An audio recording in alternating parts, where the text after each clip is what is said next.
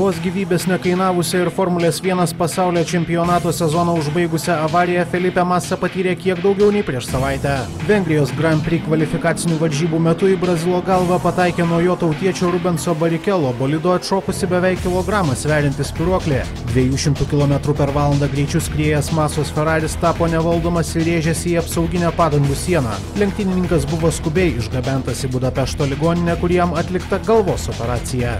Šiandien praėjus 9 dienoms po kraupios avarijos Massa buvo puikiai nusiteikęs ir pirmą kartą bendravo su žurnalistais. Lenktynininkas prisipažino neprisimenąs incidento. Brazilas tvirtino dar iki galo nesuvokęs, kas įvyko, tačiau išreiškė viltį greitai grįžti į Formulės 1 lenktynes.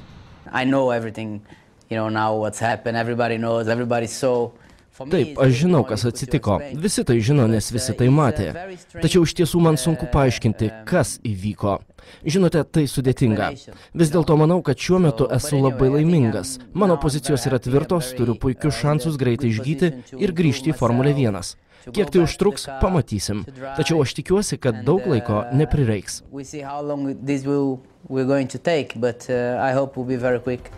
Gydytojai nedrįsta prognozuoti, kiek laiko truks Massos gydymas. Bent jau šį sezoną Brazilo sugrįžimo tikrai nesitikima. Ferrari komandoje Massą keičia Formulės 1 legenda Michaelis Schumacheris. 7-kart pasaulio čempiono sugrįžimas įvyks rugpjūčio 23-ąją Valencijoje. Massa įsitikinęs, kad vokiečiui patarimų neprireiks.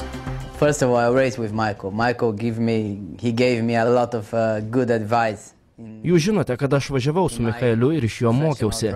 Jis man davė daug naudingų patarimų, kurie man labai padėjo tobulėti ir buvo itin svarbus mano karjerai Formulėje 1. Michaelis puikiai žino, ką reikia daryti, tad manau, kad važiuodamas mano formulę, jis puikiai atliks savo darbą. Aš negaliu jam nieko patarti. Žinoma, jei matyčiau, kad jis važiuoja blogai, aš tai pasakyčiau. Bet Michaelis pats puikiai žino, ką reikia daryti. Michael knows exactly what he has to do.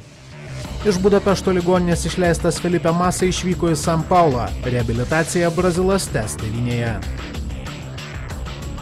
Reporteris Donatas Grybauskas.